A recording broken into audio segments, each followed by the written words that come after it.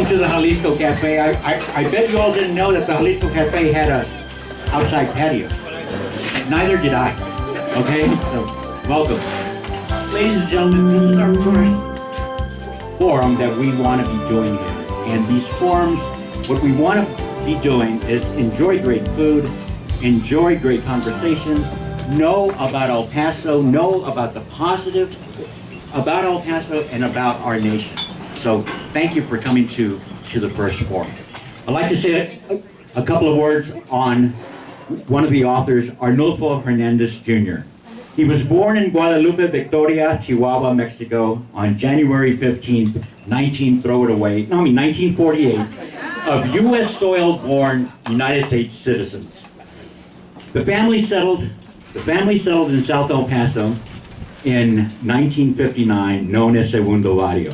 He attended the now closed Alamo Elementary School and graduated from the old Bowie High School, where he was all-district basketball player in 1966. His claim to fame is having played for Coach Nolan Richardson in 1995 and was recently inducted into the Naismith Basketball Hall of Fame. He attended Eastern Arizona Junior College, where he learned his AA degree on a basketball scholarship. Coach Richardson was instrumental in obtaining for him that scholarship, of course. Arnulfo earned his BA degree from California State University and his JD from the McGeorge School of Law in Sacramento, California. Following admission in the California State Bar, Arnulfo served a brief stint as a deputy district attorney in Yolo County, California, and later became a lawyer at the California Department of Veterans Affairs in Sacramento, where he eventually served as its chief counsel. Arnulfo retired from state service in 2005. Since then, Arnulfo has served as an administrative law judge for the state of California, as a retired annuitant, was in private practice for a short period of time, and is now retired from the practice of law. He remains involved in Bowie Alumni Association activities, Bowie High School, and Ambrosio Guillen Middle School in El Paso, Texas. He is an active member of his community in Sacramento and belongs to several community organizations and veteran organizations, including the American GI Forum. 2 months ago, I was outside the sidewalk of the Jalisco Cafe. We were doing a book giveaway for the children. And this guy comes up to me and says, hey, I wrote a book. Well, that's how I met Arnulfo. And he told me about the book. We come back inside, and we gave the idea to have a forum here in, where else, but Second Ward. And Hector agreed for us to do it.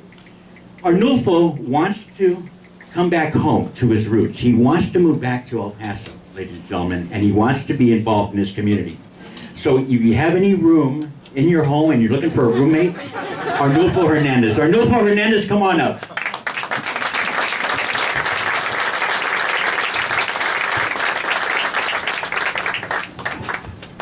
Thank you, Rick. Ladies and gentlemen, good morning. Each and all of you for joining us for our presentation, The Men of Company E. The members of the bench, welcome. To our veterans, all the branches of the United States Service, welcome. Allow me to define what a veteran is. A veteran is a woman or a man. Well, okay. It's a woman or a man who signs a blank check for the duration of his military service and for the amount of up to and including his life for the honor of serving his country. And that's who a veteran is. And there's many veterans here today, and women veterans. I noticed about 3 or 4, there's probably more, but I noticed that many. Thank you for your service. Again, why the book? One of those reasons that I personally felt was necessary to write something like this was after I read Tom Brokaws' book, The Greatest Generation, which I bought, and I read it from cover to cover.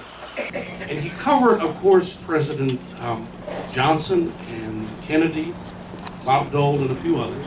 And he also covered Tuskegee Airmen, the African-American pilots in World War II. And he also covered the 442nd Regiment out of Hawaii, the Japanese Americans. And he also covered the Code Talkers. All those three received years later the Congressional Medal of Honor, which is equivalent to the Presidential Medal of Honor. And all of those three were made into movies. Red Tails for the Tuskegee Airmen, Go for Broke, 1954 for the Japanese Americans, and Wind Whisperers for the Code Talkers. But we were absent, apparently.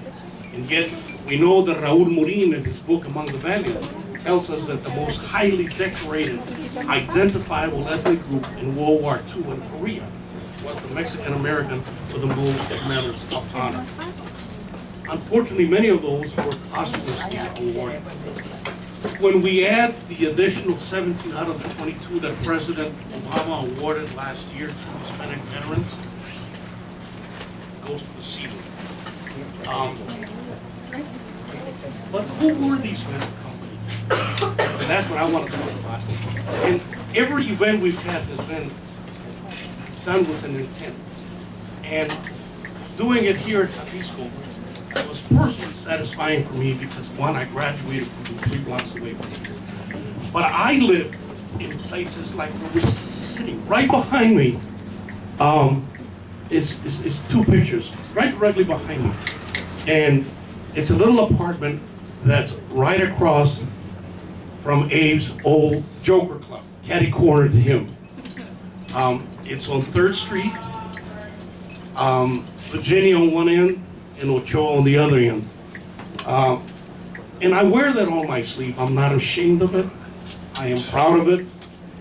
And I see it as a way that other kids who perhaps might live in similar circumstances can also become what they wish to be. So who were these men of company? Well, they lived around this area. They attended. And as we were doing the research, we found their voice. And they told us who they were. And one of them, and you'll hear the play, perhaps during the session to come here, is the song, Vengo a decirle adiós a los muchachos. I've come to say goodbye to the voice, porque pronto me voy para la guerra, because I'm off to war soon. Ya le dije adiós a mi amada, y le pido por Dios que nunca llore por mí. I said goodbye to my beloved, and I've asked her not to cry for me. Te recuerdo mis amores, to remember my love. Yo de ella nunca me olvidaré. I will never forget her. Pero lo que me parte el alma y me condena es dejar a mi madrecita tras mí. What tears my soul and condemns me is having to leave my mother. ¿Quién te hablará de mí si previene? Who will talk to her about me should she ask? ¿Quién le hará un favor si necesita? Who will do her a favor if she needs one? ¿Quién le pondrá una flor si ella muriera? Who will put a flower on her grave when she died? ¿Y quién se condolerá de mí si regreso y no encuentro a mi mamá? And who will console me if I return and don't find my mother? So when they went off to war in 1940, they were all National Guard and shipped off. They wound up in the Italian campaign. They weren't worried about themselves. They worried about their mother.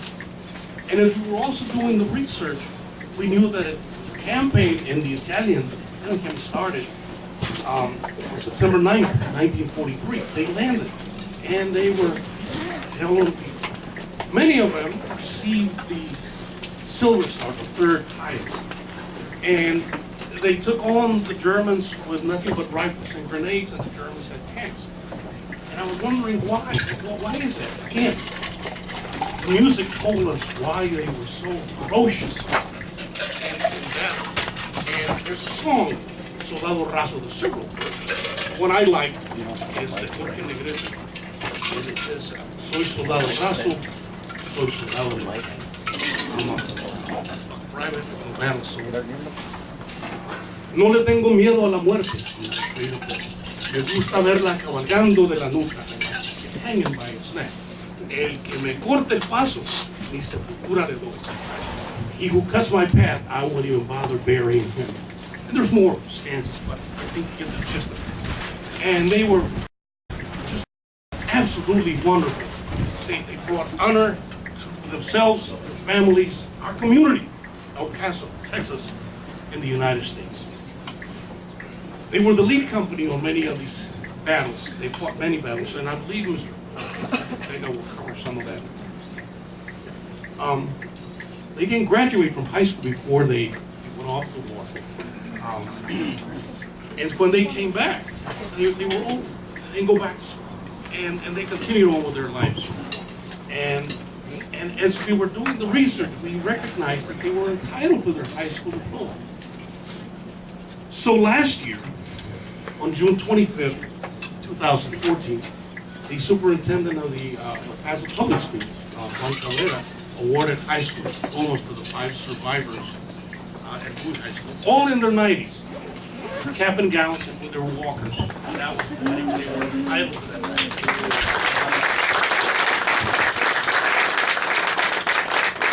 Another impact of the book itself is on June 4th, 2015, 71 years after Company E was part of the liberating force that liberated Rome from the grip of Nazi Germany, the city of El Paso placed a wreath via the mayor, Oscar Leeser, and a retired lieutenant colonel, now city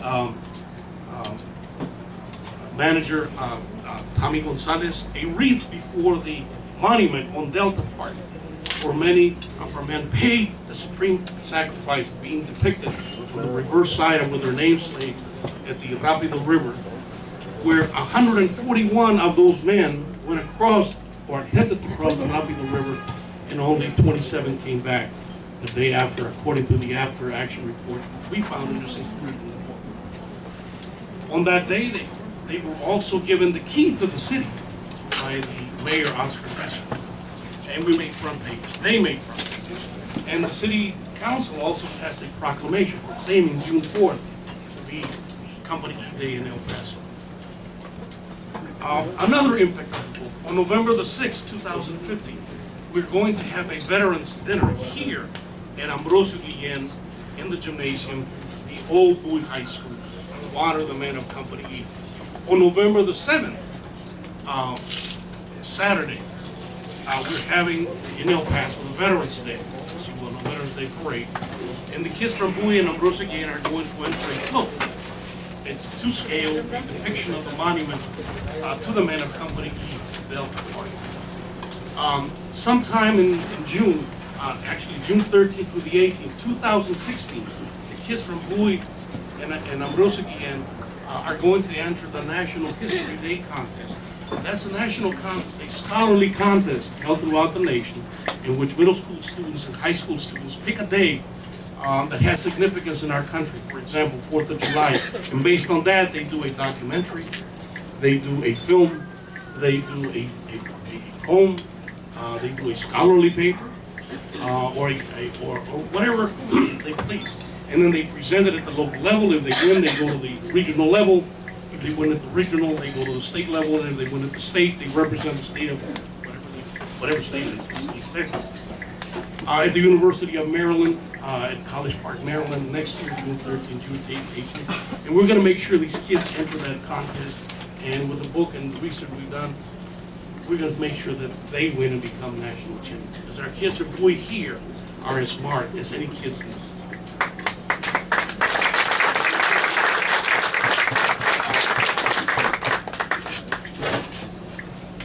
As we did a lot of research, and so there's a section in the book and it's called the epilogue. We consider, with all due respect to all of it at Company E, that Gabriel Navarrete was the heart and soul of Company E. He joined, like all others, as a private. And by the time they landed in Salerno, he was the first sergeant. In battle, he was battlefield promoted to second lieutenant. In battle, he was battlefield promoted to first lieutenant. In battle, he was battlefield promoted to company commander of Company E. At the time of that era, for you to command the company, you had to have the rank of O3, a captain of the United States Army. He was never given that rank. Captain Chapin, which the high school is named after him, was the captain who was killed in the Rapido River, along with many others. So part of our epilogue, and this is a challenge, a friendly challenge, may I add, is to our Congressman Beto O'Rourke. And our epilogue says that now is the time for Congress to correct one man's military record. That Congress should pass a private bill giving Captain Gabriel Navarrete the official rank of captain in the United States Army, which he deserved, which he earned, and which has long been delayed.